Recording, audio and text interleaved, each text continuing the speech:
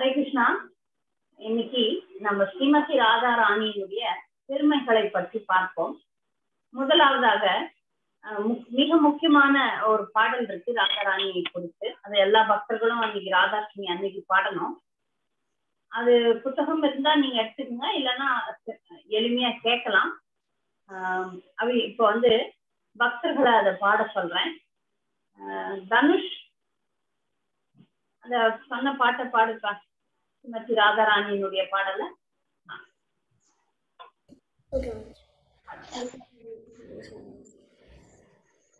ராதே ஜய ஜய மாதவ, ராதே ஜய ஜய மாதவ, ராதே ஜய ஜய மாதவ,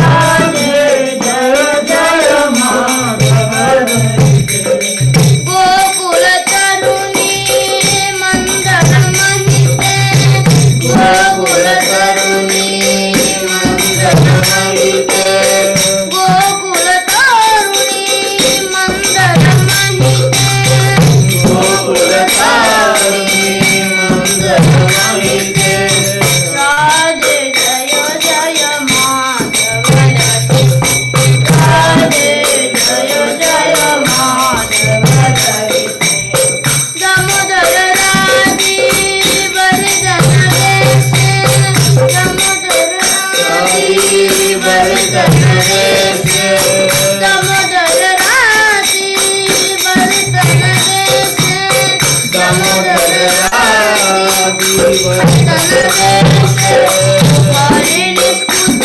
वृंदावी विनेशे, हरिणी स्तुत वृंदावी विनेशे, राधे जय जय माधव, राधे जय जय माधव, वृषभानुधरी नवसति लेखे, वृषभानुधरी नवसति लेखे, वृषभानुधरी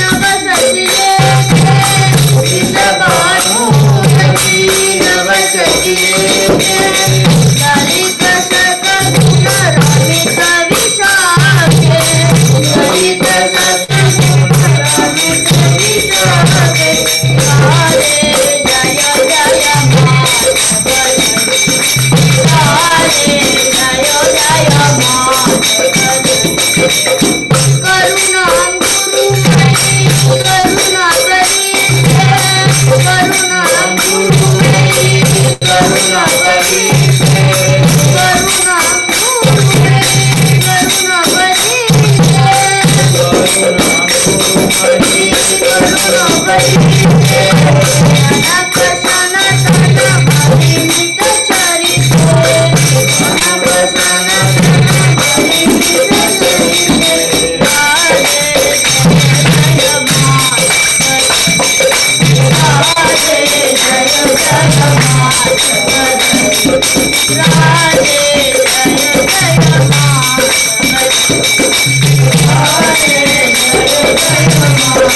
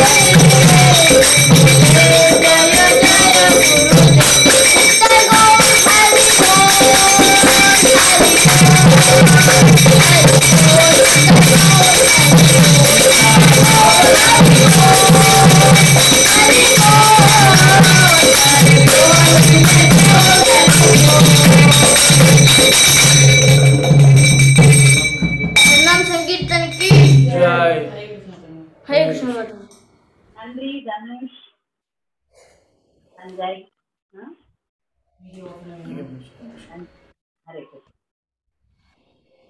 இன்னைக்கு நம்ம ஸ்ரீமதி ராதாராணியினுடைய சிறப்புகளை பற்றி பார்ப்போம்.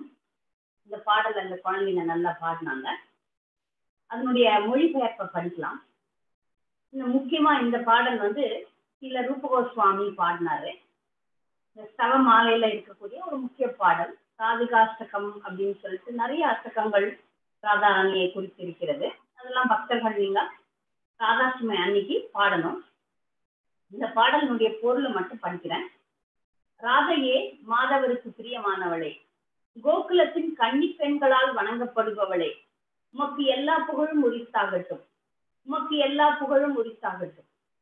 ஸ்ரீ தாமோதரின் அன்பையும் பற்றுதலையும் அதிகரிக்கும் விதத்தில் ஆடை அணிபவளே, ஸ்ரீ ஹரிக்கு இன்பம் அளிக்கும் புதர்களை கொண்ட விருந்தாவனத்தின் அரசியே, மன்னர் விஷபானு என்னும் கடலில் இருந்து உதித்த புது நிலவு தேவதையே, லலிதாவின் தோழியே, அற்புத குணங்களினால் விஷாக்காவிற்கு இன்பம் அளிப்பவளே, கருணையால் நிறைந்தவளே, சனகர் சனாதனர் முதலியோரிடமிருந்து தெய்வீக குண வர்ணனையை பெறுபவளே, ராதையே என் மீது கருணை கொள்ள வேண்டுகிறேன்.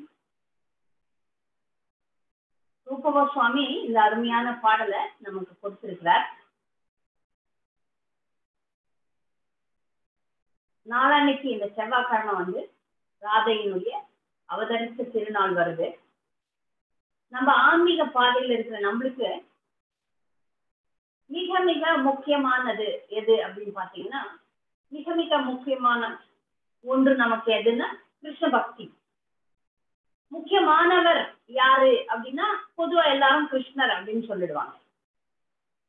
அந்த கிருஷ்ணரையே தன் வசப்படுத்துபவர் ஒரு உயர்ந்த பக்தர். பக்தியினுடைய இலக்கணம், பக்தர்கள்ல தலை சிறந்தவர் யார் அப்படின்னு ஒரு கேள்வி எழுந்தா அதுல முதன்மையா நமக்கு நிற்கக்கூடிய நினைவுல வரக்கூடியது வந்து ஸ்ரீமதி ராதாராணி தான். ராதாராணி கிருஷ்ணருடைய சக்தி தான். ஆனால் கிருஷ்ணருக்கும் ராதாராணிக்கும் எந்த வித்தியாசமும் இல்லை. அவர்கள் எப்போதும் நித்தியமாக இருந்து ஒருவருக்கொருவர் இன்பம் அளித்துக் கொண்டிருக்கிறார்கள். இது தெய்வீக தம்பதியினர் அப்படின்னு சொல்லலாம். தெய்வீக தம்பதியினர். கிருஷ்ணரும் ராதையினுடைய இந்த லீலைகளை பற்றி பேசுறதுக்கு எனக்கு தகுதி கிடையாது. பிரபுபாதர் எப்போது உபன்யாசம் பண்ணாலும் இங்க மிக உயர்ந்த இந்த அன்பு பரிமாற்றங்களை பற்றி நிறைய பேச மாட்டார். ஏன்னா இதெல்லாம் புரிஞ்சுக்கிற அளவுக்கு நம்முடைய நிலை இல்லை. இது 10வது காண்டத்துல வர்ணிக்கப்பட்டிருக்கிறது. மிக உயர்ந்த நூல்கள்ல இந்த ராதாகிருஷ்ணருடைய அன்பு பற்றி வர்ணனைகள் நிறைய வருது. இந்த ராதாகிருஷ்ணருடைய அன்பை அடைவதுதான் நம்முடைய கௌடிய சம்பிரதாயத்தினுடைய குறிக்கோள்.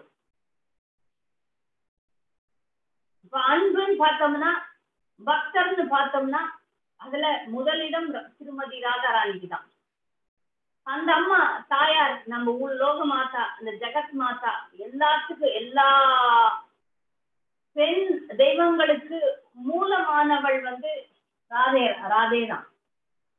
எல்லா லக்ஷ்மிகளும் ராதாராணியை சேர்ந்துதான் வெளியே வராங்க.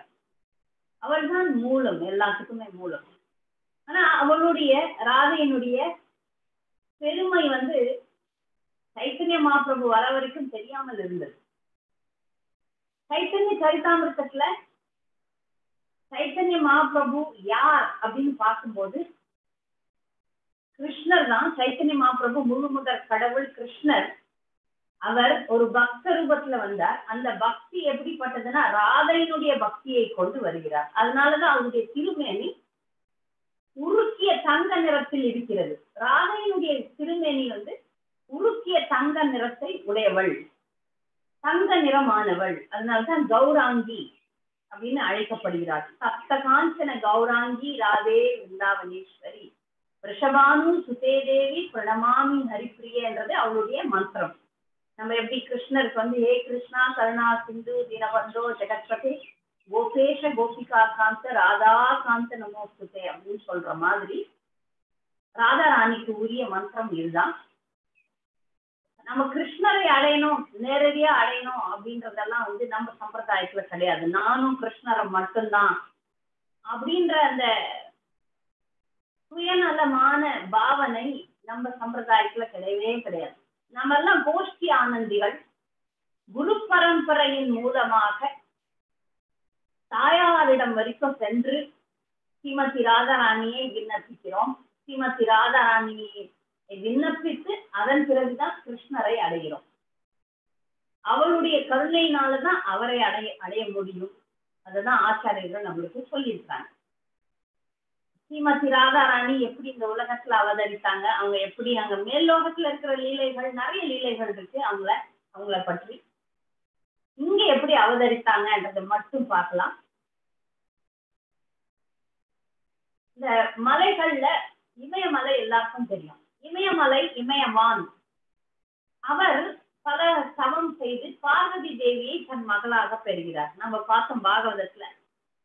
தக்ஷனின் மகளாக இருந்து சதி தன் உயிரை விட்டதுக்கு அப்புறம் அடுத்தது இமயமலையினுடைய மனைவியின் இமயவானினுடைய மனைவியினுடைய கர்ப்பத்தில் அவர் போய் சேர்ந்து அவர்களுடைய மகளாக பார்வதி அப்படின்னு பெயர் கொண்டு சிவபெருமானை திருமணம் செய்து கொண்டு இருக்கிறாங்க அப்படின்றத பார்த்தோம். இதனால விந்திய மலை, அதாவது மலைகள்னா அது என்னது? மலைகள்லாம் வந்து அக்ரினியா அப்படின்னு ஒரு கேள்வி வரும். மலைகள்லாம் பர்சனாலிட்டி, நபர்கள் தான், ஒரு நபர்கள். அப்ப இமயமலை ஒரு நபர். நம்ம சொல்றோம் இல்லையா, யமுனை தாயார், கங்கை தாயார், காவிரி தாயார், இவங்க எல்லாம் பெண். அவர் ஒரு நபர். இமயமலை அந்த இமயமான பார்த்து விந்தியவனுக்கு வந்து பொறாமை வருகிறது. அதனால விந்தியமலை என்ன பண்றார்? கடும் தவம் இருக்கிறார் பிரம்மதேவனை நோக்கி கடும் தவம் இருக்கும்போது பிரம்மன் காட்சி அளித்து உனக்கு என்னப்பா வேண்டும்னு கேட்கிறார். அப்போ பிரம்மா கிட்ட இவர் சொல்றார், அந்த சிவபெருமானை தோற்கடிக்க கூடிய ஒரு சிவபெருமான் வந்து இமயமலையினுடைய மருமகன். அந்த மாதிரி சிவபெருமானை தோற்கடிக்கக்கூடிய அளவுக்கு எனக்கு மருமகன் வேண்டும், அதற்காக ஒரு மகள் வேணும். அவர் மகளை கொண்டுதான் மருமகனை பெற்றார். அது மாதிரி அவரையே தோற்கடிக்கக்கூடிய ஒரு மருமகன் வேணும்ன்றதுக்காக ஒரு பெண் வேண்டும் அப்படின்னு சொல்ற. அதெல்லாம் யோசனை எல்லாம் பண்ணாங்க. பிரம்மா தத்தாஸ்துவ அப்படிங்கிறார். யோசிக்கவே இல்லை. பிரம்மா போன்ற தேவர்கள்லாம் பகவானால முழுக்க ஆட்சிக்கப்படுபவர்கள். பகவான் அவரை தூண்டி விட்டுதான் அந்த மாதிரி செய்தார். அதுக்கப்புறம் பயந்து போறார் பிரம்மா. மகாதேவனையே தோற்கடிக்கணும்னா யார் வரணும்? கிருஷ்ணர் தான் வரணும். அவரே மீண்டும் தவம் இருக்கிறார் கிருஷ்ணரை நோக்கி. அப்ப தவம் இருந்த போது அவர் பகவான் ராதா கிருஷ்ணரை நோக்கி தவம் இருக்கிறார். ராதை வந்து சொல்றார், நீ கவலைப்படாத, நானே அவர்களுக்கு மகளாக பிறப்பேன் அப்படின்னு சொல்றார். அதன் பிரகாரம் விந்திய மலைக்கு 2 பெண் குழந்தைகள் பிறக்கிறது. ஒன்று ராதாராணி, இன்னொன்னு சந்திராவளி. ராதாராணி போல அவளுடைய விரிவாங்கம்னு சொல்லக்கூடிய சந்திராவளி பிறக்கிறாங்க. இது இங்க இருக்கட்டும். இந்த கம்சனுடைய திருமாளிகைக்கு வரலாம். கம்சனுடைய மாளிகையில கம்சனுக்கு வந்து எல்லா 6 குழந்தைகளை வெட்டிட்டான். 7வது குழந்தை பலராமராக ஆகிவிட்டது. 8வது கிருஷ்ணர். அங்கிருந்து கொண்டு வந்த துர்கையே கம்சன் கொல்ல நினைக்கும் போது துர்கா சொல்றார்,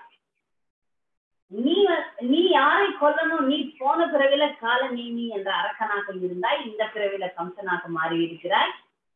உன்னை கொல்வதற்கு கிருஷ்ணன் அவதரித்து விட்டான். அதோட மட்டும் இல்லாம என்னை விட சக்தி வாய்ந்த அஷ்ட சக்திகள் இந்த உலகத்துல பெண் உருவத்துல வந்தாச்சு அப்படின்னு சொல்றார். அப்ப அந்த அஷ்ட சக்திகள் யாருன்னு பாத்தீங்கன்னா ராதாராணி, சந்திராவளி, லலிதா, விஷாகா, பத்மா, சைத்யா, ஷியாமலா, பத்ரா அப்படின்னு சொல்லக்கூடிய 8 முக்கிய கோபிகள், நஷ்ட சக்திகள் அப்படின்னு சொல்றாங்க. அப்ப உடனே கம்சன் பூத்தனாக்கு ஒரு உத்தரவு விடுகிறான். என்னன்னு பார்த்தா, ஆண் குழந்தைகளை கொல்ற மாதிரி பெண் குழந்தைகளையும் நீ கடத்திடு, கொன்னுடு அப்படின்னு சொல்றான். அதை கேட்டு பூத்தனா எங்கெல்லாம் குழந்தை பிறந்திருக்குதுன்னு பார்க்கும்போது ராதையும் சந்திராவளியும் விந்திய மலைக்கு பிறந்ததை பார்த்த உடனே அந்த குழந்தைகளை கொண்டு பறந்து செல்கிறாள். பறந்து செல்லும் போது விந்திய மலை பயந்து போய் தவம் இருக்கிறார். கூடவே பெரிய பெரிய பிராமணர்களை வைத்து மந்திரங்கள்லாம் ஓத வைக்கிறார். மந்திரங்கள்லாம் ஓத வைக்கும் போது அந்த மந்திர சக்தியினால பூசனா பறந்து பறந்து போறாள். அவளால பறக்கவே முடியல. அவளுடைய தேகத்துல வலிமை குன்று விடுகிறது. அதுல ஒரு குழந்தை அப்படியே விட்டுறா நதியில. அப்படி விடும்போது அந்த குழந்தையை ஜாம்பவான் எடுத்து வளர்க்கிறார். அது ஒரு குழந்தை, அது சந்திராவளி. அடுத்து ராதாராணியை தூக்கி போகும்போதும் இந்த மந்திரங்களுடைய சக்தியினால அவள் பலம் இழந்து விடுகிறாள். அந்த பலத்துல அந்த குழந்தைய இப்ப விரஷபானு யாருன்னு சொல்லணும். விரஷபானு சூரிய தேவன். அவர் ராதாராணியை குழந்தையாக பெற வேண்டும் அப்படின்ற ஆசையில, அதனாலதான் அவர் பேர் விரஷபானு. பானுன்னா சூரியன் இல்லையா. அவர் இந்த உலகத்துல அவதரிக்கிறார். தேவர்கள்லாம் அவதரிச்சாங்க இல்லையா. கிருஷ்ணர் அவதரிக்கும் போது அவர் உலகத்துல அவதரித்து அவருடைய மனைவி ரிஷபானுடைய மனைவி கீர்த்திதானுடைய அம்மா கிட்ட பௌர்ணமாசி இந்த குழந்தைய ஒப்படைக்கிறார். இது உன்னுடைய குழந்தை பத்திரமா வச்சு, உன்னுடைய பேத்தி பத்திரமா வச்சுக்கோ, உன்னுடைய பெண்ணிடம் கொடுத்து விடு அப்படின்னு சொல்லிட்டு பௌர்ணமாசி தான் பிருந்தாவனத்துல நடக்கக்கூடிய லீலைகள் எல்லாம் ஏற்பாடு செய்யக்கூடிய யோகமாயா. அவ அந்த குழந்தைய ராதாராணியுடைய பாட்டியிடம் கொடுக்கிறார். அவ அதுக்கப்புறம் ரிஷபானு கீர்த்திதா கிட்ட குடித்ததா ஒரு கதை இருக்கிறது. இன்னொரு இடத்துல ரிஷபானு தவம் இருக்கிறார். இன்னொரு வரலாறு சொல்லப்படுகிறது. ரிஷபானுக்கும் கீர்த்திதாக்கும் குழந்தைகளே கிடையாது. ரிஷபானு மன்னர். அந்த கோகுலத்துல பல இடங்கள்ல இருக்கக்கூடிய நிறைய சிறு சிறு கிராமங்கள், அந்த கிராமங்கள் நகரங்கள் நிறைய இருக்கு. அதுல ஒரு இலாக்காவிற்கு மன்னர் ரிஷபானு.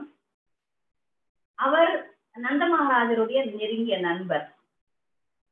இவர் தவம் அவர் நெடுங்காலமாக குழந்தை இல்லாதனால கீர்த்திதா அவர்கிட்ட சொல்றாங்க, நம்ம காத்தியாயினியை நோக்கி தவம் பண்ணணும் அப்படின்னு சொல்றாங்க. காத்தியாயினியை நோக்கி தவம் பண்ணும்போது காத்தியாயினி சொல்றா, என்னை நோக்கி நீ தவம் பண்றதை விட நீ ஹரியை நோக்கி தான் தவம் பண்ணணும். முழுமுதற் கடவுள் ஹரிதான், அவர் தான் எல்லாத்தையும் நிறைவேற்றக்கூடியவர். நீ அவரை நோக்கி தவம் பண்ணு அப்படின்னு சொல்லும் போது கிருத்து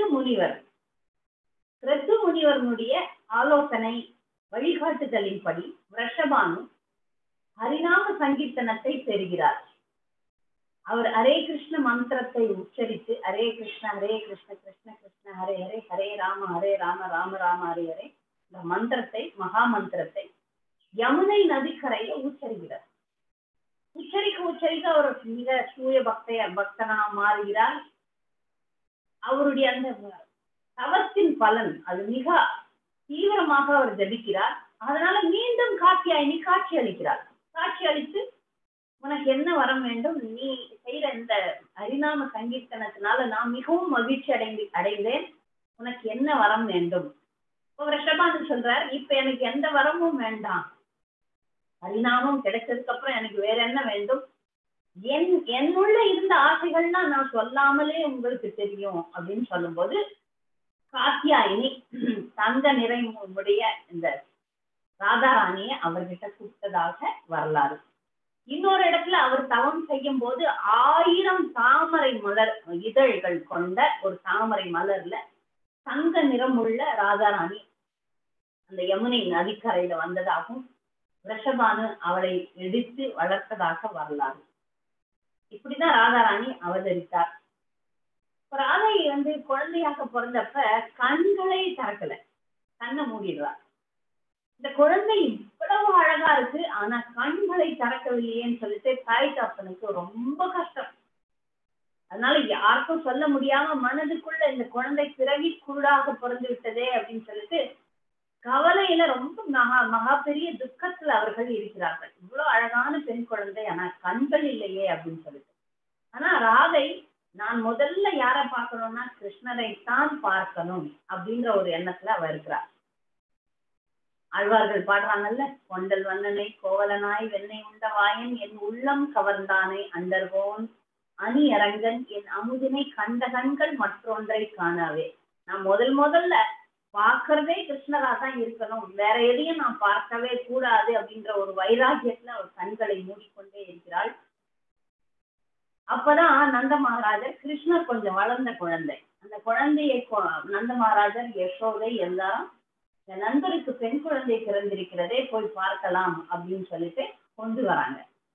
கொண்டு வரும்போது இந்த குழந்தை பிறவிலேயே கண்களை திறக்கவே இல்லை அப்படின்னு சொல்லிட்டு அவர்கள் வருத்தப்படுறாங்க. அந்த நேரத்துல கிருஷ்ணர் போய் அந்த தொட்டில குழந்தையை பார்க்கிறார். அப்போ கிருஷ்ணர் வந்தது தெரிஞ்ச உடனே ராதை கண்ணை திறந்து கிருஷ்ணரை பார்க்கிறார். அதுக்கப்புறம் அந்த இடத்துல நடந்த மிக அதிசயமான நிகழ்ச்சியாகவும் மிக மகிழ்ச்சியான நிகழ்ச்சியாகவும் இருந்தது. அதெல்லாம் வர்ணனைகள் பாகவதத்திலையும் பிற பல புராணங்கள்ல சொல்லப்படுது. நாம ராதையினுடைய ராதா கிருஷ்ணருடைய திருவிளையாடல்கள் நிறைய இருக்கு. அதை பத்தி எல்லாம் விவாதிக்கிறத நான் தவிர்க்கணும் அப்படின்னு நினைக்கிறேன். பிரபுபாதரும் நிறைய அதை பத்தி பேசல. நம்முடைய முந்தைய ஆச்சாரியர்கள் நிறைய கதைகள் இருக்கு. நம்ம அதை இன்னும் கொஞ்சம் உயர்ந்த கொஞ்சம் பாகவதம் எல்லாம் கொஞ்சம் படிச்சு முடிச்சதுக்கு அப்புறம் அந்த விஷயங்கள்லாம் நம்ம பார்க்கலாம். ரசங்கள், கடவுளோட 5 விதமான ரசங்கள் இருக்கிறது நம்ம எல்லாருக்கும் தெரியும். முதல் ரசம் சாமானிய ரசம், கடவுள் பக்தன் அப்படின்ற சாமானிய ரசம். ரசம்னா பாவனை, உறவு முறை அப்படின்னு அர்த்தம். ரசம்னா நம்ம வைக்கிற ரசம் கிடையாது. ரசா அப்படின்னா நாம் கடவுளோட, முழுமுதற் கடவுளான கிருஷ்ணரோட நமக்கும் கடவுளுக்கும் உள்ள உறவு முறை. எல்லா ஜீவராசிகளும் இந்த 5 உறவு முறைகள்ல ஏதாவது ஒரு உறவு முறையில தான் தொடர்பு கொண்டிருக்கிறது. ஆனா அந்த உறவு முறையை இப்ப நம்ம கட்டுண்ட இந்த நிலையில நக்கல் செய்யக்கூடாது. இப்படிலாம் கேட்கிறோமா? கேட்ட உடனே நான் கிருஷ்ணருடைய தோழன், கிருஷ்ணருடைய தோழி, கிருஷ்ணருடைய காதலி, கிருஷ்ணருடைய தாய் அப்படிலாம் பண்ணிடக்கூடாது. இந்த சாமானிய ரசமும் தாக்கிய ரசமும் அனுமதிக்கப்படுகிறது. நம்ம தாசர்களாக பக்தர்களாக இருக்கலாம். வேற எந்த ரசத்தையும் நம்ம நக்கல் செய்யக்கூடாது. அப்படி செய்யும் போது சகஜியர்கள்னு சொல்லப்படுறோம். மிக மிக ஆரம்ப கட்ட பக்தர்களாக இருக்கக்கூடிய நாம மிக உயர்ந்த பக்தி நிலைகளை சொல்லிட்டு தெரிய முடியாது. அதனால பக்தர்களுக்கு தெளிவாக பிரபுபாதர் ஒரு நாள் கூட, மிக மகாபாகவதர் பிரபுபாதர் ஒரு நாளும் கிருஷ்ணரை நினைச்சு அழகு, கிருஷ்ணரை நினைச்சு அந்த மாதிரி அவருக்கு உணர்வுகள் இருந்தது. ஆனால் காட்டவில்லை. ஏன் காட்டலைன்னா அதை பார்த்து எல்லா மக்களும் பிரபுபாத் பண்ணார் நானும் பண்றேன் அப்படின்னு செய்யக்கூடாதுன்றதுக்காக. ஏன்னா இது ஆரம்ப கட்டத்துல இருக்கக்கூடியவர்களுக்கான உணர்வுகள் கிடையாது.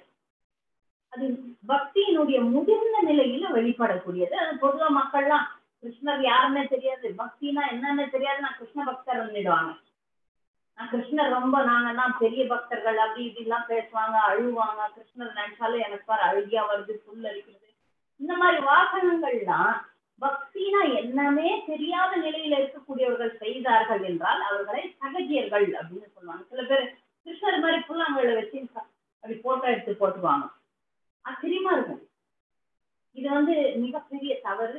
மிக உயர்ந்த பக்தி நிலையை சாமானியமானவர்கள் நக்கல் செய்யக்கூடாது. அதைதான் பிரபுபாதர் வலியுறுத்துகிறார்.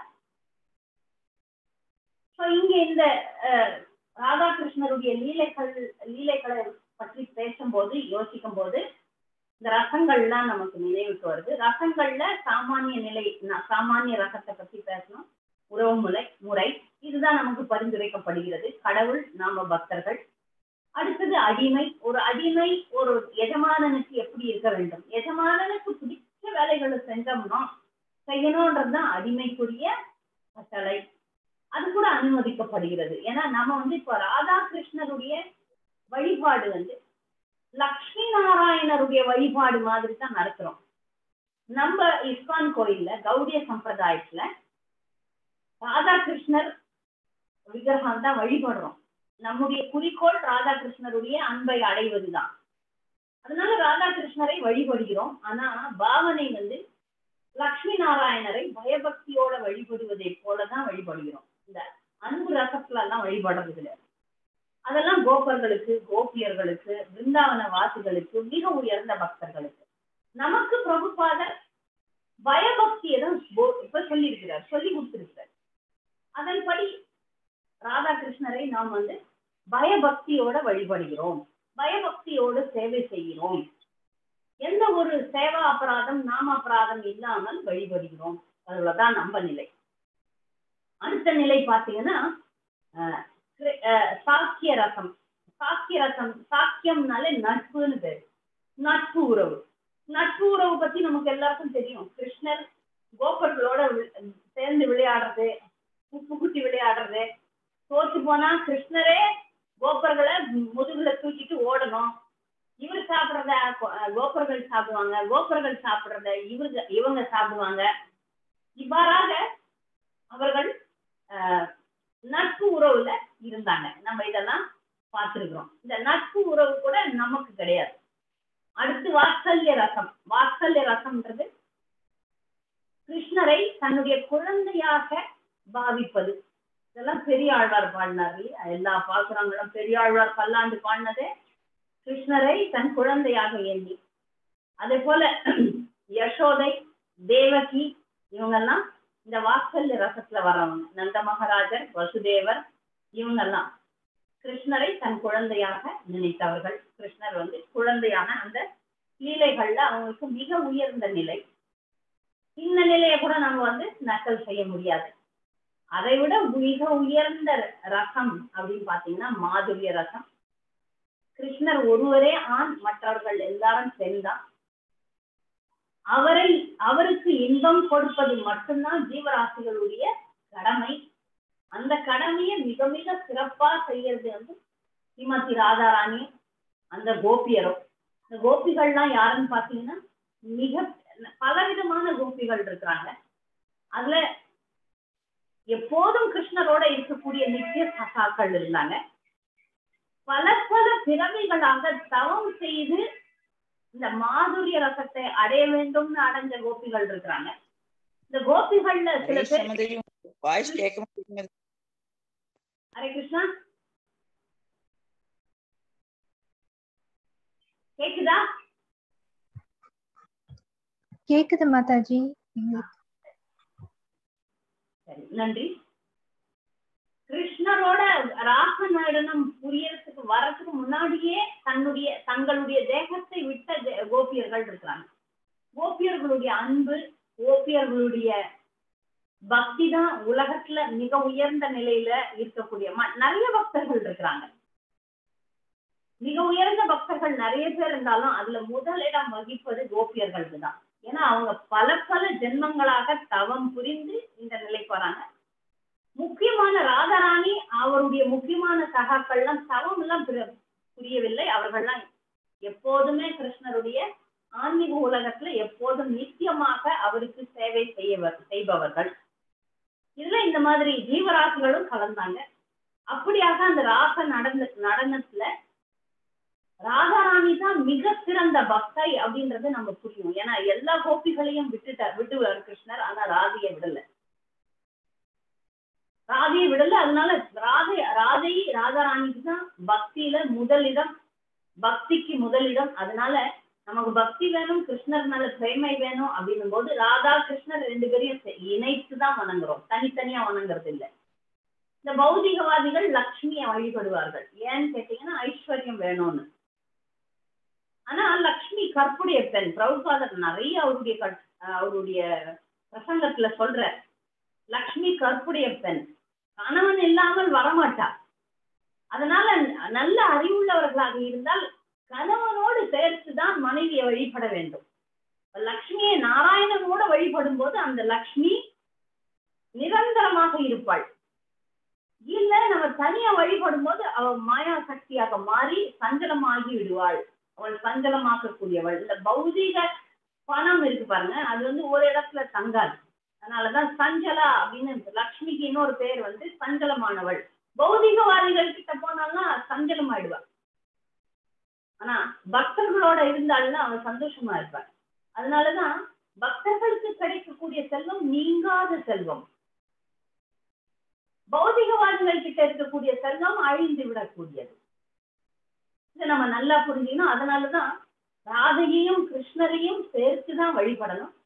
பிருந்தாவன பூமியில பாத்தீங்கன்னா எல்லாருமே ராதை பாவனையில தான் இருப்பாங்க. அங்க மகாராணி ராதா ராணி தான், அங்க ஆட்சி செய்பவள் ராதை தான், அவளுடைய தேசம்தான் அது பிருந்தாவனம் ராதை. அதனாலதான் அங்க ராதே ராதே ராதே ராதேன்னு சொல்றாங்க. கிருஷ்ணனுடைய நாமத்தை விட ராதா ராணியுடைய நாமத்துக்கு மகத்துவம் அதிகம். ஆனால் நமக்கு குரு பரம்பரையில ஹரே கிருஷ்ண மாமந்திரம் தான் சொல்லப்பட்டிருக்கிறது. அதுல ஹரே என்பது ராதையைத்தான் குறிக்கும். அதனால நம்ம ராதா கிருஷ்ணர் அப்படின்ட்டு தான் வழிபடுறோம். தனிப்பட்ட முறையில ராதா ராணி ராதா ராதேன்னு நம்ம சொல்றது கிடையாது. அது பிருந்தாவனத்துல மட்டும்தான் சொல்றாங்க. அங்க சொல்லலாம். ராதாஷ்டமி அன்னைக்கு ராதா ராணியை சிறப்பாக வழிபடலாம். அவளே தன்னை தனிப்பட்ட முறையில கிருஷ்ணரை விட்டு விலக்கி வழிபடுறத அவளும் விரும்புவதில்லை. ஒரு குழந்தைகள் அப்பா கிட்ட இருந்து ஒரு பெரிய விஷயத்த வாங்கணும்னா என்ன செய்வாங்கன்னா, அம்மா தான் மென்மையானவள், சுலபமாக மயங்கக்கூடியவள். குழந்தைகள் அல்ல பரிவு வைத்தவள். இதே தத்துவம் தான் தாயார்கிட்ட கூட. கிருஷ்ணர் ரொம்ப கண்டிப்பானவர். சர்வதர்மான் பரித்தஜ்ய மாமேகம் சரணம் ரஜ அகம் துவம் சர்வ பாப்யேத்ய மோக்ஷயிஷ்யாமி மா சுச்சஹ. எல்லாத்தையும் விட்டுட்டு என்கிட்ட மட்டும் சரணடை. ஆனா ராதாராணி என்ன சொல்றா, ஒரு முறை தாயே அப்படின்ட்டா உருகிடுவா. கருணை வாய்ந்தவள். அதனால ராதா ராணியை நாம் சரணடைந்து கிருஷ்ணர் எதை அர்ப்பணிக்கிறோம்னாலும் தாயார் கிட்ட கொடுத்தோம்னா அவ கிருஷ்ணர் கிட்ட கொடுப்பா. இதுதான் சம்பிரதாயமே. நாம நேரடியா ராதா கிருஷ்ணர் கிட்ட போறோம் அப்படின்ற பேச்சுக்கே இடம் கிடையாது. குரு பரம்பரையின் மூலமாக நம்முடைய ஆன்மீக குரு ஆச்சாரியன், குரு பரம்பரை 6 கோஸ்வாமிகள், அதுக்கப்புறம் பஞ்சதத்துவா, அதன் பிறகு ராதாகிருஷ்ணர் வராங்க. இப்படி குரு பரம்பரையின் மூலமாகத்தான் நாம் இவர்களை அணுகுகிறோம். இப்ப பிரபுபாதர் ஒரு கட்டுரையில எழுதுற, நமக்கு வழிகாட்டிகள் 6 கோஸ்வாமிகள்.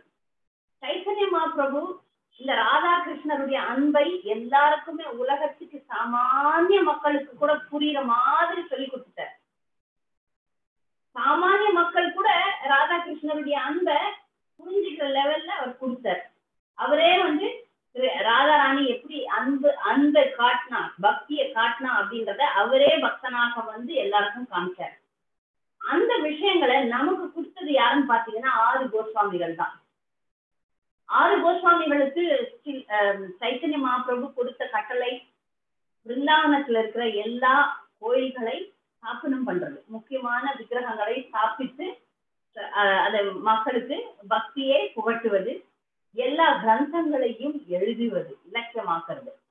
அந்த வேலைகள்லாம் செய்யற அவங்க நம்ம எப்படி ராதாகிருஷ்ணரை வழிபடணும்னு சொல்லி தராங்கன்னு பிரபுபாதர் சொல்றாரு. ஹே ராதே ரஜதேவிகே லலிதே ஹே நந்த சுனோ புத ஸ்ரீ கோவர்தன கல்ப பாத பதலே காலிந்திவனே குத கோஷந்தா விதி சர்வதோ व्रजपुरे केदार महाविफलौ राधे व्रज देवी के चलनिते नंद सुनो पुत श्री गोवर्धन कल्प पात पतले कालिंदी वने कुत गोशंता विधि सर्वतो व्रजपुरे केदार महाविफलौ वंदे रूप सनातनौ रघुयुगौ श्रीजीव गोपालकौ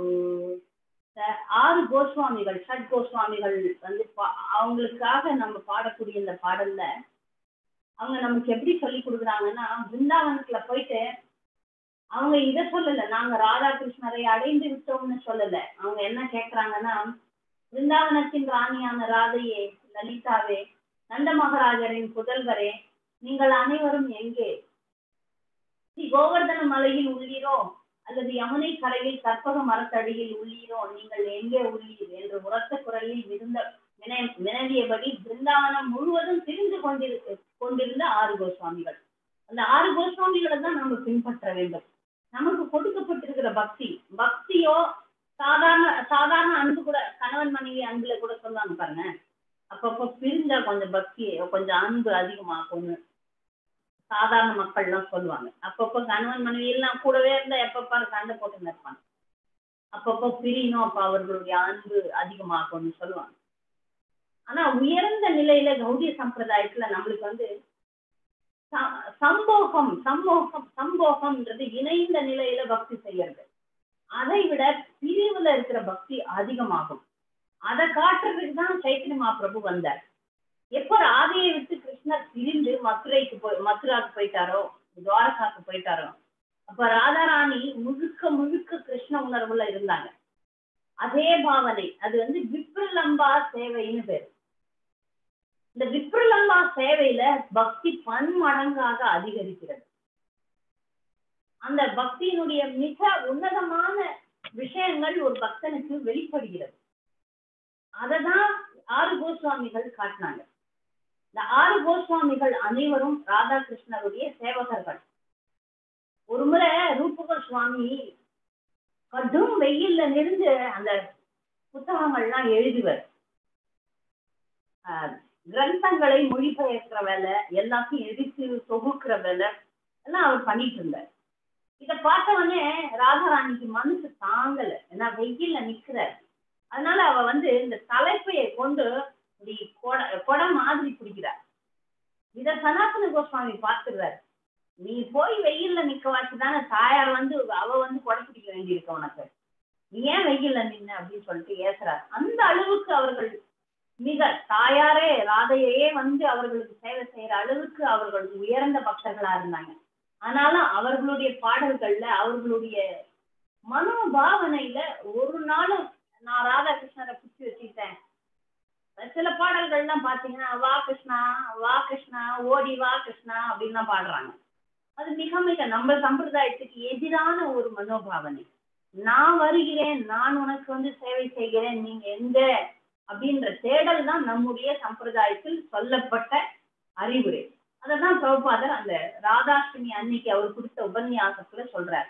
நம்ம 6 கோஸ்வாமிகளை பின்பற்றி அவர்கள் எப்படி ராதாகிருஷ்ணருடைய அன்பு எங்களுக்கு எப்போது கிடைக்கும், எப்போது அவர்களுக்கு நான் சேவை செய்வேன், எப்போது அவர்களுடைய தொண்டர்களுக்கு தொண்டராக நான் இருப்பேன் அப்படின்னு சொல்லிட்டு ஏங்குற மனபாவனை தான் நம்ம வளர்த்துக்கணும் அப்படின்னு சொல்றார். அப்படிப்பட்ட பக்தர்களை ராதாராணி பார்த்தாள்னா, இவர்கள் அல்லவோ சிறந்த பக்தர்கள், நான் பாரு எப்படி இருக்கிறேன். எப்பவுமே ராதையினுடைய மனநிலை எப்படின்னா, சாமானிய ஒரு சாதாரண பக்தன் வந்தா கூட இவன் பாரு எவ்வளவு நல்ல பக்தி பண்றானே அப்படின்னு பாராட்டுவாளாம். அது அவளுடைய மிக உயர்ந்த கருணையை காட்டுது. ஒரு தாய் வந்து தன் குழந்தை செய்யற சின்ன நல்ல விஷயங்களை கூட புகழ்ந்து பேசுறா பாருங்க. அதே போல ராதாராணி ஒரு பக்தன் சின்ன விஷயங்களை கூட புகழ்ந்து பார்த்து கிருஷ்ணர்கிட்ட பரிந்துரைப்பாளாம்.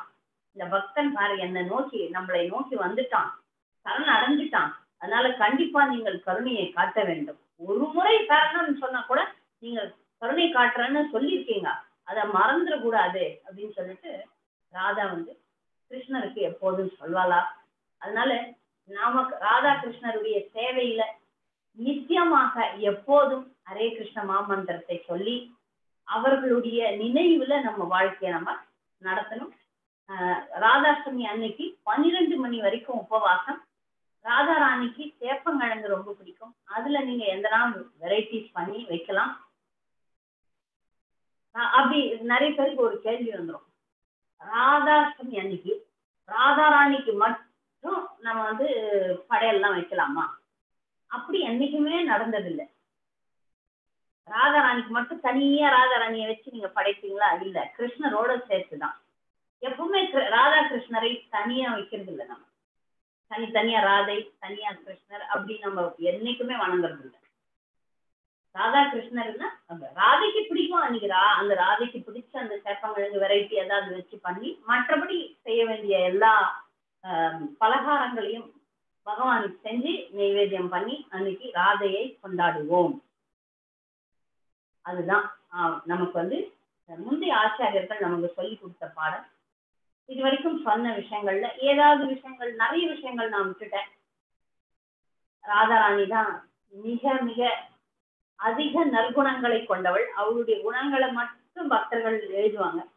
அதுல முக்கியமான குணங்கள், எவ்வளவு கருணையாக இருக்கிறாள், எவ்வளவு வசீகரமாக இருக்கிறாள், அவளை கிருஷ்ணரை மயக்கக்கூடியவள், மதன மோகன மோகினி.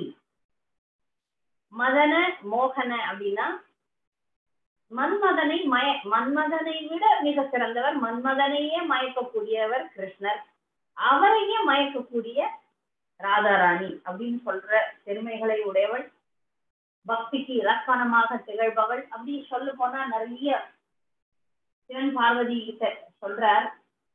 ராதாராணியினுடைய குணங்களை பேச முடியாது. ஒரே ஒரு விஷயத்த மட்டும் நான் சொல்றேன். அவள் கிருஷ்ணருக்காக மிக அருமையான ஒரு பூஞ்சோலையை ஏற்படுத்தினாலாம். அதுல ஒரு அழகான நதி, அங்கு சோலைகள், அந்த சோலையில குயில்கள் கூவுகின்றன, மயில்கள் ஆடுகின்றன.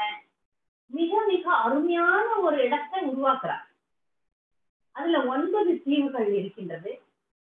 அதுதான் நவதீபம் என்று அழைக்கப்படுகின்ற இந்த மாயாப்பூர். இந்த மாயாப்பூரை கிருஷ்ணருடைய மகிழ்ச்சிக்காக ராதாராணி ஏற்படுத்தின இடம். அதனாலதான் இந்த மாயாப்பூரை நவ விருந்தாவனம், குப்த விருந்தாவனம்னு சொல்றாங்க. இந்த இடத்துல இல்லாத திவ்ய கஷேத்திரமே இல்லை. எல்லா திவ்ய கஷேத்திரமும் மாயாப்பூர்ல இருக்கு.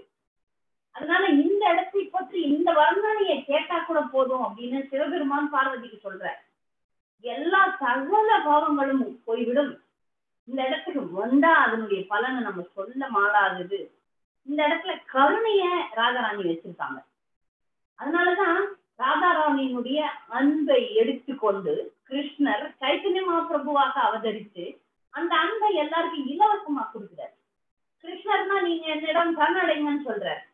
சைத்தன்ய மகாபிரபு ராதாராணியினுடைய மனநிலையில கிருஷ்ணரை நான் உங்களுக்கு தரேன்னு எடுத்துக்கொள்ளுங்கள். அதனாலதான் இந்த இயக்கமே கருணை இயக்கம். யாரை பார்த்தாலும் எங்க பார்த்தாலும் எல்லாருக்குமே மிக, இது மலிவான விஷயம் கிடையாது. நமக்கு மலிவா கிடைக்குது அப்படின்னு நினைச்சு நம்ம இத மலிவா எடுத்துக்க கூடாது. இது மிக மிக உயர்ந்த பொக்கிஷம். அவங்க கருணை வச்சதுனால இந்த குறிப்பிட்ட கலியுகத்துலதான் இந்த வரப்பிரசாதம் நமக்கு கிடைச்சிருக்குதான். வேற எந்த சக்கரத்திலையும் வரக்கூடிய கலியுகத்துல இந்த வரப்பிரசாதம் கிடையாது. சைத்தன்ய மகாபிரபு அவதரித்த இந்த கலியுகம் இப்ப மட்டும்தான். அவருடைய காரணமில்லாத கருணையினால நமக்கு இது சுலபமாக கிடைக்கிறதுனால இத மலிவாக எடுத்துக்கொள்ள கூடாது. பல ஜென்மங்களுக்கு இல்ல பல யுகங்களுக்கு இந்த வரப்பிரசாதம் இல்லாமல் நாம் தவித்து விடுவோம். நமக்கு கொடுக்கப்பட்ட இந்த பாக்கியத்தின், இந்த மிகப்பெரிய பொக்கிஷத்தினுடைய மகத்துவத்தை புரிந்து கொண்டு, இது மலிவான விஷயம் கிடையாது, ஆனால் அவர்களுடைய கருணையினால நமக்கு கிடைத்திருக்கிறது, இதை நாம் கொண்டாடுவோம். அதனால எவ்வளவு முடியுமோ அவ்வளவு இவர்களை ராதாகிருஷ்ணரை வணங்குவோம் அப்படின்னு சொல்லி இன்றைய உரையை முடிக்கிறேன். பக்தர்களுக்கு ஏதாவது கூடுதல் கருத்துக்கள், சந்தேகங்கள் இருந்தால் கேட்கலாம். ஹரே கிருஷ்ணா.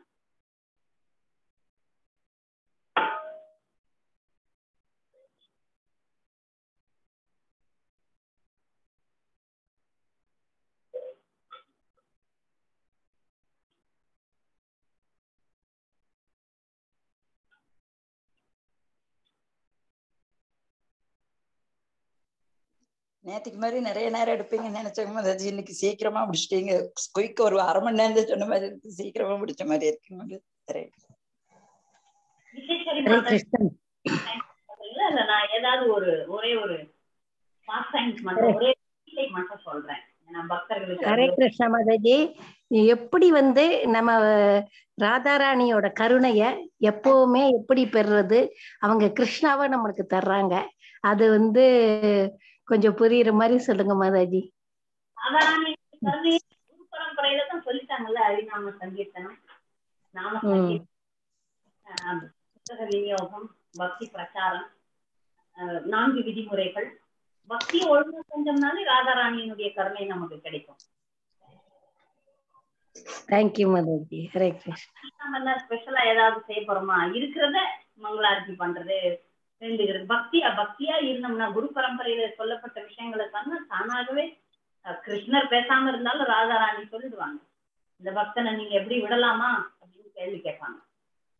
குரு பரம்பரையில சொல்லப்பட்ட விஷயங்களை நம்ம கண்டிப்பாக கடைபிடிக்க வேண்டும். சந்திரகலா மாதாஜி. ஹரே கிருஷ்ணா. ஹரே கிருஷ்ணா மாதாஜி. மாதாஜி, அந்த விப்ரலமா பத்தி சொன்னீங்களே மாதாஜி, பக்தியில நம்மளுக்கு அந்த கடைசி ஸ்டேஜ் அந்த விப்ரலமா நிலை அப்படின்னு சொல்றாங்க மாதாஜி. அந்த நிலை அது எப்படி நம்ம உணர்தல் மாதாஜி? அந்த உணர்வு நம்மளுக்கு எப்படி கிடைக்கும்? இல்லையா? ஹரே கிருஷ்ணா. வச்சிருக்கீங்க, ஆனா எனக்கு ருச்சி இல்ல. ஜெபிக்கிறவன் எந்த மனநிலையில இருக்க வேண்டும், இதெல்லாம் படிப்படியா அந்த சித்தார்த்தமே படிப்படியா பக்தியில முன்னேறதுதான் சொல்லுது. அந்த கடைசியில பாருங்க, ஆஸ்வா பாதரத்தாம் தினஷ்டுமாம் அதர்ஷனாம் மர்மாதாம் கரோத்துவா யதா ததாவா விததாத்தோ லம்பட்டோ மத் பிராண நாதஸ்து சயேவ நாபரக. அது ராதாராணியினுடைய பாடல் தான். நீ எனக்கு தர்ஷனம் கொடுப்பியோ கொடுக்க மாட்டியோ, இல்ல எட்டி ஒதுக்கியோ, என்னை விட்டுட்டு வேற யாருக்கையாவது போவையோ, அதை பத்தி நான் எனக்கு கவலை கிடையாது. என்னை என்ன செய்தாலும் நான் வணங்குவதற்குரிய முழுமுதற் கடவுள் நீ மட்டுமே அப்படின்னு ராதாராணி பிரிவு துயர்ல தான் பாடுறா. நான் கடைசி வரைக்கும் கிருஷ்ணர் ராதாராணி பார்க்க வரவே இல்லை. கடைசி வரைக்கும் அந்த பிரிவு துயர்ல தான் பக்தியில தான் இருந்தாங்க. அது பன்மடங்காக பெருகுகிறது. விப்ரலம்பா அப்படின்றது பிரிவுல அந்த பகவானுடைய நினைவு அதிகமாகிறது. அதனாலதான் சைத்தன்ய மகாபிரபு பாடுறார், யுகாயுத்தம் நிமிஷேன சக்ஷுஷா பிரபுஷாயுத்தம் சூன்யாயுத்தம் ஜெகத்சர்வம் கோவிந்த விரகேனமே. விரகம்ன்றது பிரிவு. கோவிந்தனுடைய பிரிவுல ஒரு நிமிஷம் 12 வருடங்களாக போகிறது. என்னால இந்த பிரிவை தாங்க முடியல, எந்த கணமும் இந்த உயிரை நான் விட்டுருவனோ அப்படின்னு பயம் வருது பகவானே அப்படின்னு அந்த அவருடைய நினைவுல பக்தி அதிகமாகுது. அதுதான் நம்ம சம்பிரதாயத்தினுடைய ஏற்றம். கூடுதல் சமூகத்துல விட கூடுதலை விட பகவானோட கூடி இருக்கிறத விட அந்த பிரிவுல பக்தி அதிகமாகிறது தான் ராதாராணி காமிச்சிருக்காங்க. மற்ற அவங்க எல்லாம் ராணிகள்லாம் துவாரகை ராணிகள்லாம் கூடவே இருக்கிறாங்க கிருஷ்ணரோட. ஆனா அவர்களுக்கு இருக்கிற பக்தி குறைச்சல் தான் கோபியர்களுக்கு இருந்த பக்தியை விட. அதான் பக்தர் யாரோ சொன்னாங்க, சட்டுன்னு முடிச்சிட்டீங்க. ஒரே ஒரு லீலையை மட்டும் நான் சொல்றேன், 2 லீலையை சொல்றேன். உயர்ந்த பக்திக்கு இலக்கணமா இருக்கிறவங்க கோபியர்கள் தான். அதுக்கு ஒரு நிகழ்ச்சி. நாரத முனிவர் கேட்கிறாரு கிருஷ்ணரிடம், யாரு மிக உயர்ந்த பக்தர் அப்படின்னும் போது அவர் நினைச்சுக்கிறாரு, அவருக்கும் ஆசை இருக்கு, என்னையா சொல்லுவாரா கிருஷ்ணர். அவர் சொல்றாரு, இல்ல கோபியர்கள் தான் உயர்ந்த பக்தர்கள். அப்ப அவர் கேட்கிறாரு, எப்படி கண்டுபிடிக்கிறது அப்படின்னும் போது, சரி நீங்க போயிட்டு கிருஷ்ணருக்கு தலை வலிக்குது, அதனால பக்தர்களுடைய பாதத்துல இருக்கிற மண், பாதத்துளி, அது கிடைச்சா அதை வச்சு கிருஷ்ணருடைய நெத்தியில தேய்ச்சோம்னா அவர் தலைவலி போயிடும். அதனால போய் எல்லா பக்தர்கள்கிட்டையும் அவங்களுடைய பாதத்துளி கேளுங்க, யார் தராங்கன்னு பாருங்க அப்படின்னு சொன்னோன்னே அவரு எல்லா சிவபெருமான், பிரம்மா, தேவர்கள் எல்லாம் கிருஷ்ணருக்கிட்ட ஏன் பாதத்துளியை கொடுத்து நான் நரகத்துக்கு போகணுமா, ஐயோ அதெல்லாம் நாங்க செய்ய மாட்டோம் அப்படின்னு சொல்லிட்டு எல்லாரும் நிராகரிக்கிறார்கள். கோபிகள் கிட்ட போய் நாரதர் சொல்றாரு, கிருஷ்ணருக்கு தலைவலியா, ஆனா பக்தர்களுடைய காலடி மண்ணு கேட்கிறாரு, அது வச்சா சரியா போயிடுமா. அப்படியா அப்படின்னு சொல்லிட்டு சுரண்டி எடுத்து மண்ணை கொடுக்குறாங்களாம். அப்ப அவர் கேட்கிறாரு, அவங்களுக்கு பயம் இல்லையா, கிருஷ்ணர் முழுமுதல் கடவுள், நீங்க எல்லாம் நரகத்துக்கு போயிட்டீங்கன்னா நாங்க நரகத்துக்கு போனா போறோம், அவருக்கு தலைவலி நல்லாகுதா, அதான் எங்களுக்கு முக்கியம். அப்பவே நாரத முனிவர் புரிஞ்சுக்கிறார் யார் மிக உயர்ந்த பக்தர்கள் அப்படின்னு. இது ஒரு நிகழ்வு. அந்த கோபிகள்ல தலை சிறந்த கோபி ராதாராணி தான். அவள் தான் தலை சிறந்தவள்னு எப்படி கண்டுபிடிக்கலாம்னா, கிருஷ்ணருக்கு சில நேரத்துல யார சந்திராவளி கோபி வேணும், இல்ல லலிதா வேணும், விசாகா வேணும்னா அவருடைய மனநிலை ராதாராணி புரிஞ்சுக்குவாங்களாம். புரிஞ்சுன்னா அந்த கோபி என்கிட்ட போய் கெஞ்சுவாங்களாம், கிருஷ்ணர் உன்னதான் பார்க்க விரும்புறாரு, நீ போ நான் போல அப்படின்னு சொல்லிட்டு. இந்த மனபாவனை தாயார் ராதாராணிக்கு தான் உண்டு. அதனால அதுல இருந்தே அவளுடைய அன்புதான் மேன்மையானதுன்னு கிருஷ்ணருக்கே தெரியும். அது இன்னொரு கட்டத்துல ராதாராணியை எப்போதும் அவளுடைய மாமியார், ராதாராணியினுடைய மாமியார் எப்பவும் குறை சொல்லிட்டே இருப்பா. குறை சொல்லிட்டே இருக்கும்போது அப்ப கிருஷ்ணருக்கு அந்த துன்பத்தை நீக்கணும்னு ஒரு ஆசை. அதனால என்ன பண்றார், ஒரு லீலை பண்றார். கிருஷ்ணர் உடம்பு சரியில்லாத மாதிரி படுத்துடுறார். படுத்தோடனே கிருஷ்ணரே அவருக்கு வைத்தியம் பார்க்கிற ஒரு மருத்துவரா வர்றார். வரும்போது அப்போ யசோதைக்கும் ரொம்ப கவலையாயிடுது, என்னடா மகனுக்கு உடம்பு சரியில்லாம போயிருக்கே அப்படின்னு. அந்த மருத்துவர் சொல்றார், மிக கற்புடைய பெண், ஒரு பானை, ஆனா அந்த பானையில பல ஓட்டைகள் இருக்கணும். அந்த ஓட்டையுடைய பானையில தண்ணீர் கொண்டு வந்து எனக்கு குடிச்சு அந்த கிருஷ்ணருக்கு கொடுத்தா அவர் குடிச்சாருன்னா இந்த நோய் சரியாயிடும், அவர் நல்லாயிடுவார் அப்படின்னு அந்த மருத்துவர் சொல்றார். இதுல தாயார் போகக்கூடாது, ஏன்னா யசோதைக்கும் அந்த குறை வந்துடக்கூடாது. கற்புடைய பெண் யசோதை, அவளுக்கு வரக்கூடாது அப்படின்னு சொல்லிட்டு அவளையும் சொல்லிடுறார். யசோதை போகக்கூடாது, தாயார் கொண்டாந்த கிடையாது, வேற யாருன்னா பெண்கள் எல்லாரும், ராதாராணியுடைய மாமியார் நாத்தனார் எல்லாரும் போறாங்க. யாராலையும் அந்த ஓட்டை உள்ள பானையில தண்ணி கொண்டாட முடியல. அது ராதாராணியால மட்டும்தான் அந்த தண்ணி கொண்டாட முடிஞ்சுதான். அதன் மூலமாக அவள் கொண்டாடுறா. அவள் தான் மிக உலகத்துல கற்புடைய பெண் அப்படின்னு சொல்லிட்டு நிரூபிக்கிறார் கிருஷ்ணர். இது ஒரு அருமையான லீலை. இந்த மாதிரி நிறைய ஏராளமான லீலைகள் நடந்தது. நான் முன்னவே சொன்ன மாதிரி அதை பேசுறதுக்கு எனக்கு தகுதி இல்லைன்றதுனால நிறைய அதை பேசுறத தவிர்த்து பிரபுபாதர் கொடுத்த கட்டுரை ஒண்ணுல இருந்துதான் இன்னைக்கு வகுப்பு எடுத்தது. பிரபுபாதர் ரொம்ப அருமையா ஒரு கட்டுரையில ராதாஷ்டமி அன்னைக்கு அவர் பேசினதை கட்டுரையாக வெளியிட்டு இருக்கிறாங்க. அதை படிச்சுதான் இன்னைக்கு வகுப்பு கொடுத்தேன். பக்தர்கள் வேற ஏதாவது கேள்விகள் இருந்தா கேட்கலாம்.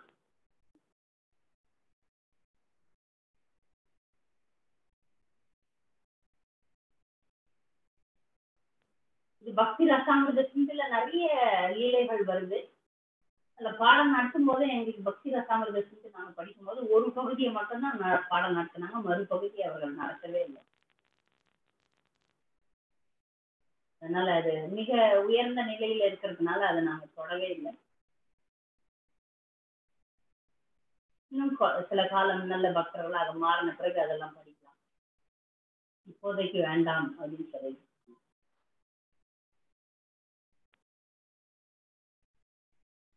பொதுவா பாத்தீங்கன்னா மாயாவாதிகள் இல்ல இந்த பௌதிகவாதிகள் இல்ல சகஜியர்கள் இவங்க எல்லாம் பாத்தீங்கன்னா அவங்க முதல்ல பேசுறதே ராதாகிருஷ்ணருடைய அந்தரங்கமான லீலைகளை பத்தி தான். ஆனா நல்ல பக்தி நிலைக்கு முன்னேறணும்னு நினைக்கக்கூடிய பக்தர்களாகிய நாம நம்முடைய கட்டுண்ட நிலையை புரிஞ்சுக்கிட்டு இந்த மாதிரி விஷயங்கள்ல நிறைய போகாம அடிப்படை விஷயங்கள்ல தான் நம்ம இருக்கணும்ன்றத பிரபுபாதர் ஒவ்வொரு முறையும் நமக்கு அறிவுறுத்துகிறார். அதை நம்ம கவனமாக இருக்க வேண்டும். ஏன்னா ராதாகிருஷ்ணருடைய அந்தரங்கமான லீலைகள்லாம் பேசிட்டு அதெல்லாம் படிச்சுட்டு அடிப்படை விஷயங்களை கூட நம்ம செய்யலன்னா அது மிகப்பெரிய அபராதமாக மாறிவிடுகிறது. நீங்க பாத்தீங்கன்னா தமிழ்நாட்டுல எல்லாம் பாத்தீங்கன்னா சினிமா பாடல்கள்லாம் நிறைய கண்ணன் ராதை எவ்வளவோ பாட்டுகள் இருக்கு. அதெல்லாம் அறியாமையில அதெல்லாம் பாடிக்கொண்டிருந்தோம். ஆனா இப்பதான் அதெல்லாம் நினைச்சு பார்க்க கூட பயமா இருக்கு. அதனால பிரபுபாதர் நமக்கு சொன்னது என்னன்னா, முதல்ல நல்ல பக்தர்களாக மாறணும், அதுக்கப்புறம் அதெல்லாம் பேசிக்கலாம். சரியா? ஹரே கிருஷ்ணா மாதாஜி. நமஸ்காரங்கள் மாதாஜி. ஹரே கிருஷ்ணா. நான் உஜ்வல பிரதா பேசுறேன். நமஸ்காரங்கள் மாதாஜி. ராதாஷ்டமியோட திருநாளை எங்களுக்கு முன்னாடியே கொண்டு வந்ததுக்கு ரொம்ப ரொம்ப தேங்க்ஸ். அது ஒரு மனசுலயும் சரி, எங்க இல்லத்துலயும் நீங்க கொண்டு வந்துட்டீங்க, உள்ளத்துலயும் இல்லத்துலயும் ரொம்ப தேங்க்ஸ். யூஸ்வலி இந்த ஸ்கூல் எல்லாம் பாத்தீங்கன்னா சுதந்திர போராட்டம் அப்படிங்கிறப்போ வாழ்க தமிழகம், வாழ்க பாரதம் அப்படிலாம் சொல்லுவாங்க. அதுல எல்லாம் வீர சிவாஜி இல்ல இவங்க ஜான்சி ராணிலாம். ஆனா எங்களுக்கு இந்த சைத்தன்ய மகாபிரபு மூமெண்ட்ல ஒரு வீரத்தோடையும் அன்போடையும் ஒரு கர்ச்சீஃப்ல மடிச்சு கொடுக்குற மாதிரி உங்களுக்கு உங்களோட அந்த இதை பகவானோட அந்த ரசத்தையும் ராதையோட ரசத்தையும் எங்களுக்கு ராதாகிருஷ்ணா ரசத்தை அப்படியே கையில மடிச்சு அவ்வளவு அழகா பருக கொடுத்துருக்கீங்க. இதுக்கு ரொம்ப ரொம்ப நன்றி சொல்றோம். உங்களோட அபார கருணை எங்களுக்கு ஆசீர்வாதமா இருக்கணும். இந்த இத கேட்கறதுக்கு ரசிக்கிறதுக்கு இதுக்கு முக்கிய காரணமா இருக்கிற விசேஸ்வரி மாதாஜி குரூப்ல இருந்து நான் வரேன். அவங்களுக்கு மிகுந்த நன்றி இது மனமாற சொல்றேன். ஏன்னா அவங்க இல்லாட்டி உங்களை எங்களுக்கு யாருன்னே தெரியாது. மிக்க நன்றி. உங்களோட அபார கருணை கொண்ட உங்க ஆசீர்வாதம் எங்க எல்லாருக்கும் வேணும். ராதை ஸ்ரீ ராதாகிருஷ்ணரோட கௌரங்க மகாபிரபுவோட முழு கருணை எங்களுக்கு கிடைச்சு நாங்க இன்னும் சாதனையில நல்லா நிறைய பண்ணணும். அது கொஞ்சம் தடுமாறுறேன். அப்புறம் முக்கியமா ஒன்னு கேட்கணும்னு நினைக்கிறேன் மாதாஜி. உங்களோட இனிஷியேட்டட் நேம் கீதா கோவிந்த மாதாஜி இருக்காங்களே, அவங்களோட பேரு உங்க சிக்னிபிகன்ஸ் தெரியணும்னு ஆசைப்படுறேன். இதுல ஏதாவது தவறு இருந்தா மன்னிச்சுக்கோங்க. அது கேட்கணும்னு ஆசையா இருந்து. கீதா கோவிந்த தாசி என்னுடைய பெயர். பெயர் வந்ததுன்னு வச்சுக்கோங்க, உங்க பேர்ல கிருஷ்ணர் பேர் வச்சிருக்கு. இப்ப கிருஷ்ணா அப்படின்னு பேர் வச்சா கிருஷ்ண தாசின்னு வரணும். கேஷவ் அப்படின்னு ஒரு பேரு பெண்ணுக்கு வச்சாங்கன்னா தாசின்னு வரும், தேவி தாசி வராது. ராதாராணி அப்படின்னா ராதாராணி தேவி தாசி அப்படின்னு வரும். பெண் பால் பேர் வச்சிருந்தீங்கன்னா, அதனாலதான் பாத்தீங்கன்னா என்னுடைய பேர்ல தேவி வராது, கோவிந்தா தேவி வரக்கூடாது, கோவிந்த தாசி. அப்போ கீத கோவிந்தம்னு பாட்டு இருக்கு. இல்ல அதுக்காக கொடுக்கல. என்னுடைய குரு மகாராஜர் என் பேர் கீதாவா இருந்தது. எனக்கு இயற்பெயர், பெற்றோர்கள் கொடுத்த பெயர் கீதா. அப்போ கீதான்றது பகவத்கீதை தானே பெரும்பாலும். அதனால அவர் குரு மகாராஜர் என்ன சொன்னாருன்னா, கீதா நல்ல பெயரு, ஆனா அந்த கீதா எதுக்காக இருக்கணும்னா கோவிந்தனுக்காக இருக்கணும். கீதா கோவிந்தனுக்கானவள், அதனால கீதா கோவிந்தான்னு பேர் வைக்கிறேன். கீதா கோவிந்தா தான். கீத கோவிந்தம்ன்ற பாட்டு கிடையாது. எனக்கு அவர் கொடுத்த மனநிலை அதான். அவர் எனக்கு இந்த பேரை அதனாலதான் கொடுத்தாரு. கீதா கோவிந்தனுக்கு சேவை செய்ய வேண்டும் அப்படின்னு சொல்லிட்டு கீதா கோவிந்தான்னு பேர் வைக்கிறேன். ஃபர்ஸ்ட் டைம் கேக்குறேன் மாதாஜி. கீதா கோவிந்த தேவி கிடையாது, கீதா கோவிந்த தாசிங்கிறத ஃபர்ஸ்ட் டைம் கேக்குறேன். அது எவ்வளவு ஒரு ஸ்பெஷல் சிக்னிபிகன்ஸ். மற்ற பேர்கள் பேர் ராதாராணி, மாதவி அப்படிலாம் பேர் வச்சாங்கன்னா இதுல தேவி வராது, கோவிந்தன் இல்ல, அதனால கோவிந்தா தாசி. கோவிந்தா ஒரு பிரபுபாதருடைய சிஷ்யர் இருக்கிறாங்க, அதனால பாருங்க கோவிந்தா தாசி தான். ஜானகி அப்படின்னு பேர் இருந்தா ஜானகி தேவி தாசி, சீதா தேவி தாசி, ராதிகா தேவி தாசி அப்படி வரும். கிருஷ்ணருடைய பேர் வந்தா தாசி அப்படின்னு வரும். Hare Hare. Thank you so much Mataji. நமஸ்காரங்கள். Hare Krishna. Thank you so much. வேற ஏதாவது கேள்விகள்?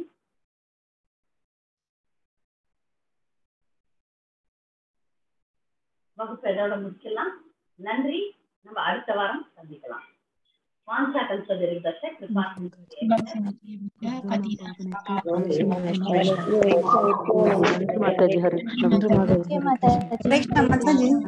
மாதாஜி.